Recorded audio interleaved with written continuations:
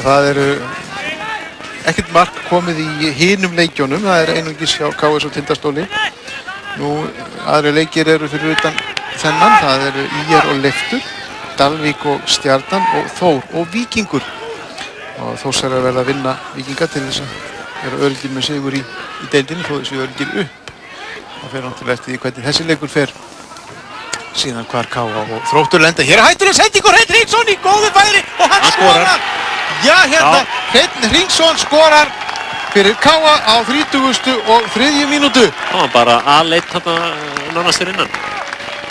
Já, þarna klikkuðu Þróttarar í vörninni. Þetta er góð sending, Þorvaldur Makan sendir á næstöngina og þeir gleyma sér í vörninni Þróttarar. Þetta er hræðilegt fyrir Þrótt.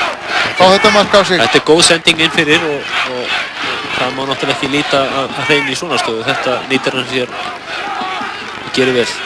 Já, Hreinn búinn að skora 17 mörk í fyrstu deildinni í sumar og það í 17 leikjum sem er frábær árangur. Hreinn Hringsson fyrrum Þróttari spilaði með Þrótti í 1-2 ár. Ég manni. Kann vel vissi hérna á Laugardal. Það er greinilegt. Hann gerði þetta listavel og sendingin mjög góð frá Þorvaldi Makan inn á næstöngina. 1 mínúta hefur verið bætt við 1 mínútu. Í venjulega leiktíma Þróttar að hafa 1 mínútu til þess að jafna metin. Hér hættuleg sendingin á vítateig og það er mark. Þeir jafna markið. Þetta er mjög mikilvægt fyrir Þróttara og þetta er akkurat sem þið þurftu og ég get ekki betur en að sé Páll Einarsson að sjálfsögðu. Hann mættur í deg og þetta er akkurat Palli.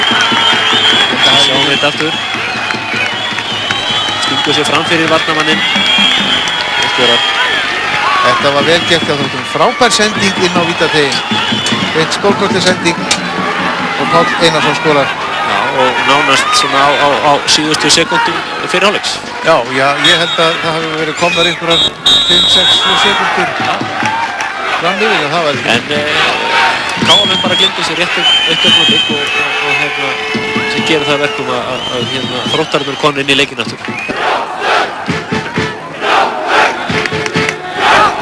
Við heyrum að það eru Þróttarar eru hvattir af fjölmörgum áhorfendur sem eru á Valbjarnarvelli í ágætu veðri, svolítið gola en sólskinn og bjart, pínlítið kalt kannski. Já.